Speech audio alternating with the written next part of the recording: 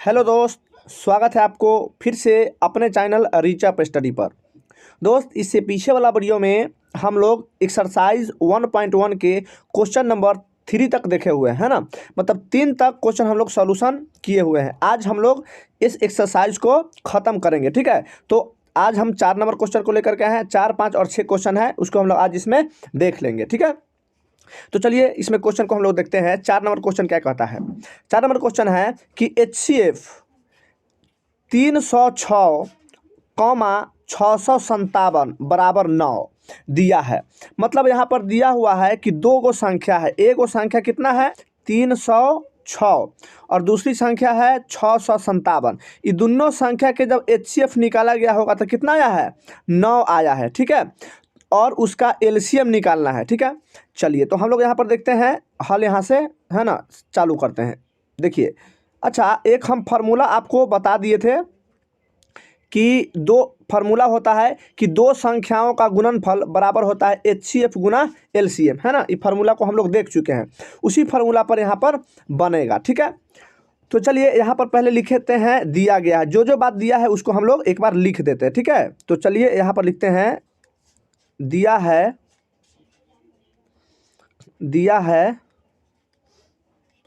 क्या दिया है, दिया हुआ है कि HCF, ठीक है।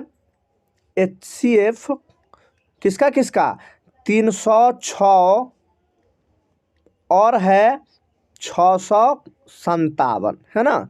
इसका जो HCF दिया हुआ है कितना दिया हुआ है, वह दिया हुआ है 9, ठीक है 9। मतलब कि 306 और 657 का HCF कितना दे दिया, HCF 9 दिया। तो हमको क्या निकालना है, LCM निकालना है, ठीक है। तो हमें निकालना है LCM ऑफ 306 और 657 का, ठीक है। इसका हमें क्या निकालना है, आपका LCM निकालना है, ठीक है। तो यहाँ पर लिखते हैं कि हम जानते हैं कि, ठीक है, हम यहाँ पर सॉल्यूशन कर रहे हैं कि हम जानते हैं कि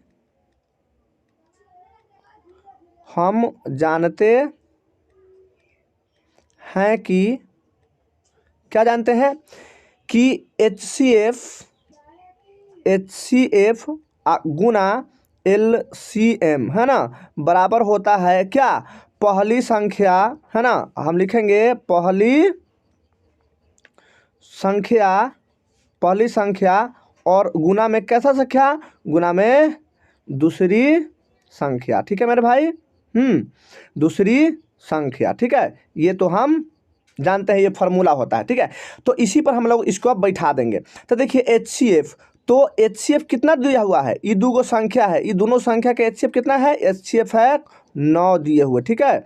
और गुना LCM पता है क्या, नहीं LCM तो हमें निकालना है, तो LCM नहीं दिया हुआ है तो लिख देंगे LCM का, है ना, LCM बराबर बताइए पहली संख्या और गुना दूसरी संख्या। तो पहली संख्या यहाँ क्या है 306, ठीक है। पहली संख्या को 306 ले लेते हैं।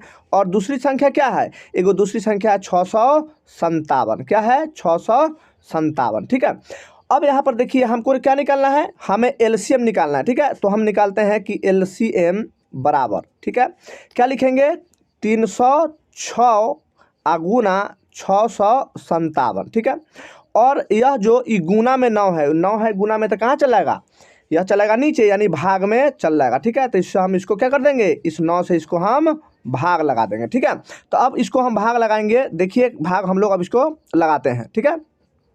तो जब हम इसको 9 से भाग लगाइए, 9 से काट दीजिए, ठीक है, 9 से इसको काटते हैं तो बताइए 9 में 9 तिया 27 होगा, ठीक है, 9 तिया 27 और 3 बच गया तो 9 चौक 36, यानी 34 हो गया।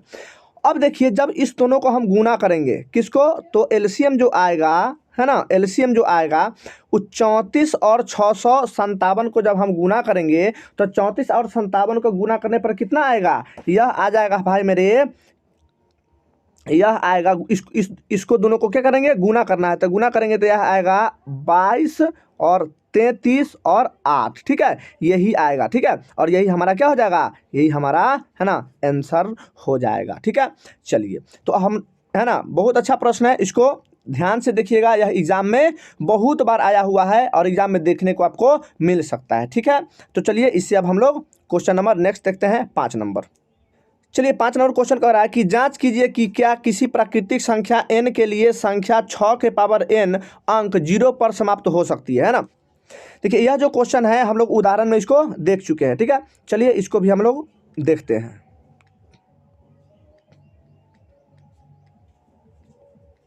देखिए सबसे पहले क्या है कि 6 देखना है, ठीक है। तो 6 को हम लोग लिख देते हैं। 6 के पावर कितना है, n है, ठीक है। तो जब 6 के पावर n को हम कथी करेंगे, प्राइम फैक्टर। इसको जब तोड़ेंगे तो क्या आ जाएगा, 2 के पावर n और गुना 3 के पावर n, ठीक है, यही आएगा। जब इसको हम तोड़ेंगे प्राइम फैक्टर करेंगे तो क्या होगा, 3 दूना 6 हो जाएगा, है ना। यही होगा 3 दूना 6 और पावर में n रहेगा, ठीक है। तो अब देखिए हम लोग देख चुके हैं कि जब किसी भी नंबर को प्राइम फैक्टर करेंगे, अगर उसमें 2 आ जाए और साथ साथ क्या आ जाए, 5 आ जाए, 2 और 5 आएगा तभी वो संख्या क्या होगा, वह 0 पर समाप्त होगा। कारण क्योंकि 2 और 5 से ही क्या है, 10 बनता है और 10 में 0 आता है। मतलब कोई सा भी नंबर जिसको हम अभाज्य गुणनखंड करेंगे और अभाज्य गुणनखंड करने के बाद अगर उसमें 2 और 5 दिख जाए तो वह संख्या क्या होगा, 0 पर समाप्त होगा। और 2 और 5 नहीं दिखे तो संख्या 0 पर समाप्त नहीं होगा, ठीक है।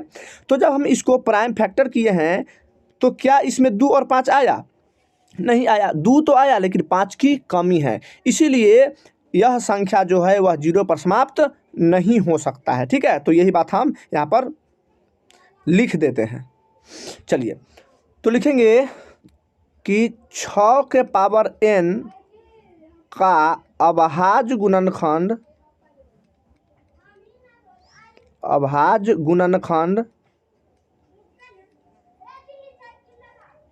है ना, अभाज्य गुणनखंड करने पर 2 गुना 5, है ना। इस पर हम m डाल देते हैं, मतलब पावर कितना हो सकता है और n, ठीक है। 2 के पावर m गुना 5 के पावर n के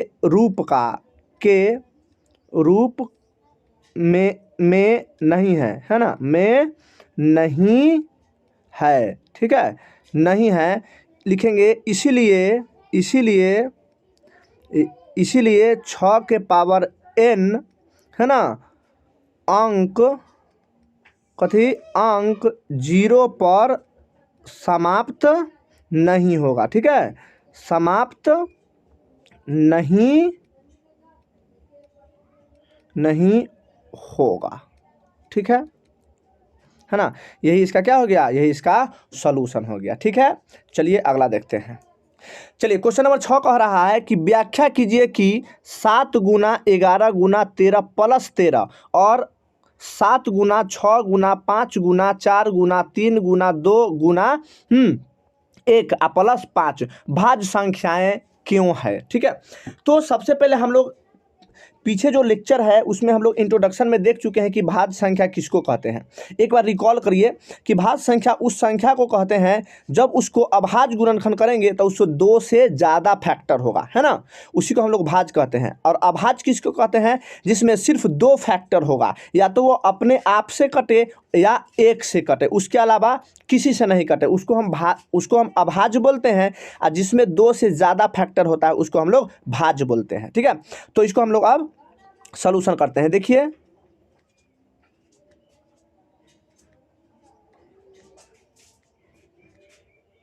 चलिए देखिए बुआ, यहाँ पर दिया हुआ है कि 7 गुना 11 गुना 13 और प्लस 13, ठीक है ना। और क्या दिया हुआ है, और दिया है यहाँ पर 7 गुना 6 गुना 5 गुना 4 गुना 3 और गुना 2 गुना 1 प्लस 5, ठीक है। ये तो दिया हुआ है ना। तो चलिए अब इसको हम लोग देखते हैं। सबसे पहले देखिए यहाँ पर 13 कॉमन दिख रहा है, तो क्या करिए, पहले 13 इसमें से हम लोग कॉमन ले लेते हैं, ठीक है मेरे भाई। तो हम लोग इसमें से 13 कॉमन ले लेते हैं। तो 13 कॉमन लेंगे तो क्या बच जाएगा, 7 बच जाएगा और गुना 11, ठीक है। और यहाँ से 13 खत्म तो गुना क्या बच जाएगा, 1 बच जाएगा, और प्लस 13 खत्म तो 1 बच जाएगा, ठीक है। और यहाँ से और कुछ कॉमन लेंगे, है ना। देखिए यहाँ भी हम कॉमन ले सकते हैं, ठीक है। तो यहाँ से हम क्या ले लेंगे, यहाँ से 5 दिख रहा है, यहाँ भी 5 है और यहाँ भी 5 है, तो यहाँ से हम लोग 5 को कॉमन ले लेते हैं, ठीक है। तो जब 5 कॉमन लेंगे तो क्या बच जाएगा, 7 बचेगा, गुना 6 बचेगा, और गुना 1 बचेगा, और गुना 4, फिर गुना 3, फिर गुना 2, और गुना 1 और प्लस 1 बचेगा, ठीक है। चलिए अब इसको हम लोग देखते हैं कि यहाँ जो 13 है उसको 13 को लिख दीजिए, ठीक है, और गुना इसको जब हम सॉल्यूशन करेंगे तो 11 में 7 से, तो 11 7 77 हो जाएगा, और 1 जोड़ देंगे तो क्या हो जाएगा 78, यानी 78 हो जाएगा, ठीक है। इसको सॉल्यूशन करें तो, और इसको जब हम लोग करेंगे तो इसको क्या होगा, यहाँ पर से लिख दीजिए आप 5 लिख दीजिए, ठीक है। और जब मेरे भाई जब इसका हम लोग सॉल्यूशन करेंगे, किसको, जब इसको सॉल्यूशन यहाँ से यहाँ तक टोटल करेंगे तो इसको टोटल करने पर कितना आएगा, इसको टोटल करेंगे तो आएगा 1009, ठीक है, 9 आएगा। अब देखिए एक बार हम इसको देखते हैं कि यह भाज्य संख्या है क्या। तो देखिए भाज्य संख्या कहता है कि 2 से ज़्यादा फैक्टर होना चाहिए, तो यहाँ पर एगो हमको 13 दिख रहा है कि 13 है फैक्टर, और क्या दिख रहा है 78 भी दिख रहा है, और गुना 1 हम लिख सकते हैं, 1 है ना, 1 भी दिख रहा है, अच्छा, क्योंकि 1 से गुना करने पर कोई फर्क नहीं पड़ेगा, तो 1 भी दिख रहा है, अच्छा। और इसको देखेंगे यहाँ पर दिख रहा है कि 5 है और 1009 है, और गुना यहाँ पर भी 1 हम लिख सकते हैं, ठीक है। तो यहाँ पर हम लोग अगर इसको ध्यान दें भाई, तो यहाँ पर देखने में एक चीज़ मिल रहा है कि यहाँ पर जो भी संख्या दिया हुआ है उसमें 2 से ज़्यादा फैक्टर है ना, 2 से ज़्यादा अभाज्य गुणनखंड है, ठीक है। इसमें भी 2 से ज़्यादा अभाज्य गुणनखंड है। जब 2 से ज़्यादा अभाज्य गुणनखंड है, इसका मतलब वो संख्या कैसा होगा, वह भाज्य संख्या होगा। तो लिखेंगे कि अतः, ठीक है, अतः दिया गया संख्याओं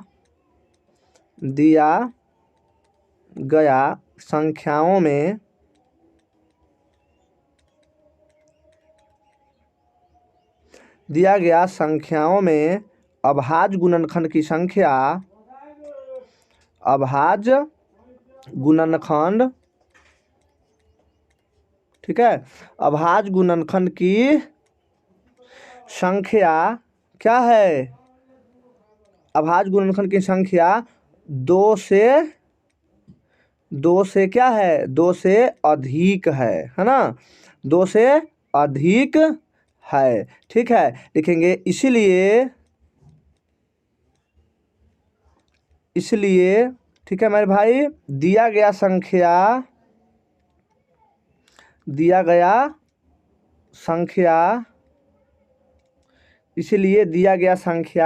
क्या है, भाज्य है, ठीक है ना। इतना बात आपको लिखना पड़ेगा, ठीक है। यही इसका सॉल्यूशन हो गया, ठीक। चलिए नेक्स्ट क्वेश्चन पर, लास्ट हम लोग 7 नंबर क्वेश्चन देखते हैं। चलिए देखिए क्वेश्चन है कि किसी खेल के मैदान के चारों ओर एक वृत्ताकार पथ है, ठीक है।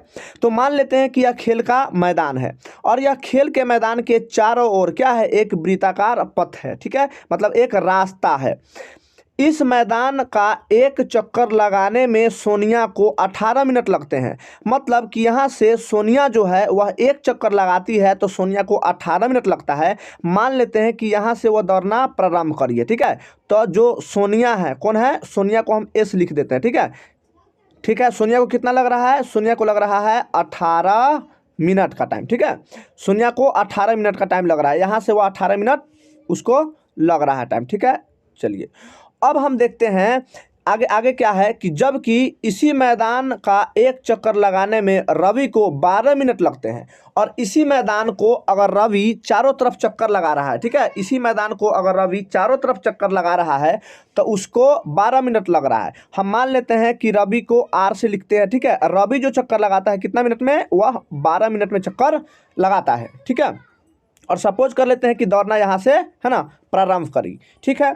तो अब देखिए क्या कह रहा है कि मान लीजिए वे दोनों एक ही स्थान और एक ही समय पर चलना प्रारंभ करके एक ही दिशा की ओर है ना चलते हैं। सपोज कर लीजिए कि यहाँ से सोनिया है ना इस दिशा में मान लेते हैं कि चलना है ना प्रारंभ करी, ठीक है, और इसी स्थान से उसी समय पर रवि भी इधर ही चलना है ना प्रारंभ किया, यही साथ इधर ही चलना प्रारंभ करता है, ठीक है।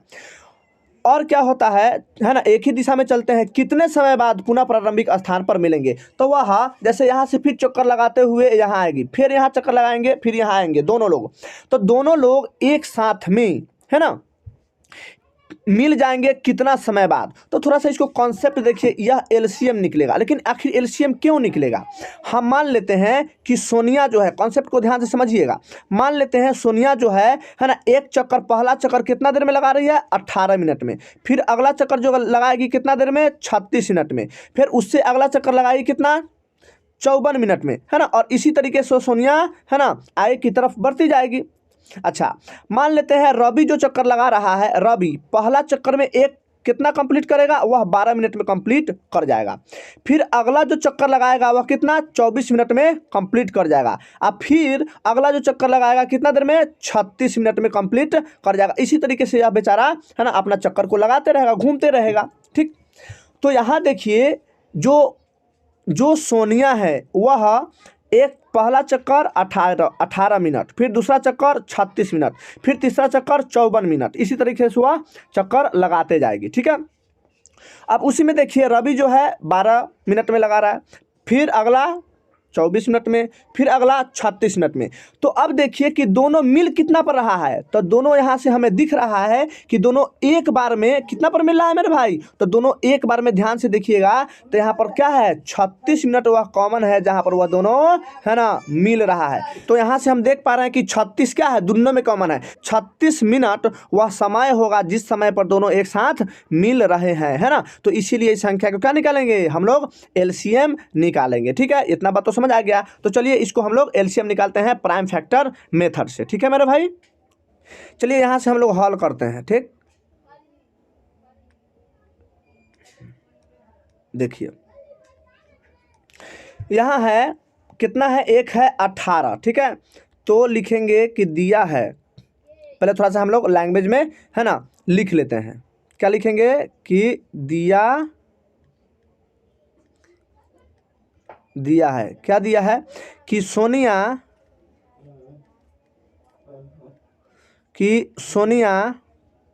वृत्ताकार, क्या है, वृत्ताकार पथ को, ठीक है, वृत्ताकार पथ, ठीक है, वृत्ताकार पथ को 18 मिनट में एक चक्कर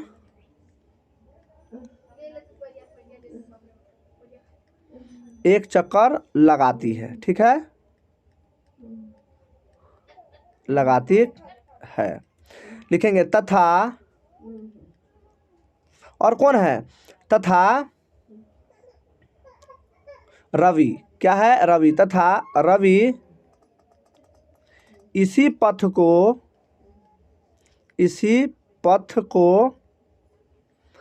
पार करने में,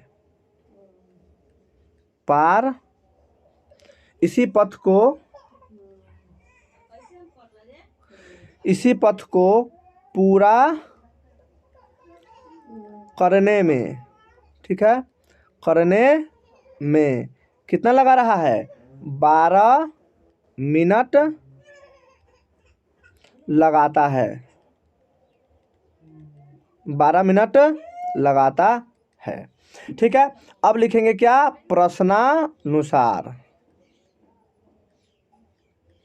ठीक है, क्या लिखेंगे, प्रश्नानुसार।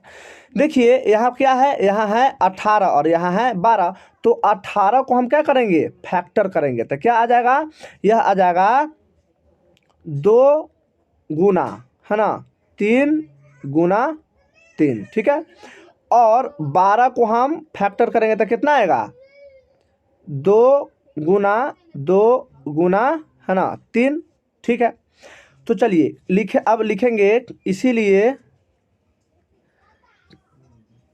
एलसीएम किसका, 18 और 12 का। ठीक है, तो 18 और 12 का जब एलसीएम लेंगे तो एलसीएम कितना आएगा, देखिए 2 मिल रहा है, 2 मिल रहा है यहाँ भी, और यहाँ भी 2 है, तो मैक्सिमम पावर यहाँ पर 2 एक बार है, यहाँ पर 2 कितना बार है, 2 बार है, तो 2 बार 2 लेंगे, तो 2 बार 2 लेंगे, तो 2 और 2 क्या होगा, 2 दूना 4 हो जाएगा। ठीक है, अच्छा अब क्या करेंगे, और यहाँ पर 3 देखिए, 3 यहाँ एक बार है, एक बार है, लेकिन ज़्यादा बार वाला लेंगे, तो ज़्यादा बार कितना है, 2 बार, तो लिखेंगे 3 और गुना 3। ठीक है, और इसको हम गुना करेंगे तो क्या होगा, 9 चौक 36, और यही हो जाएगा 36 क्या मिनट। ठीक है, 36 मिनट, और यही हमारा आंसर हो जाएगा। और लास्ट में लिख देंगे कि अतः सोनिया और रवि है ना प्रारंभिक स्थान पर 36 मिनट पर मिलेंगे। ठीक है, और यही हमारा हो गया आंसर।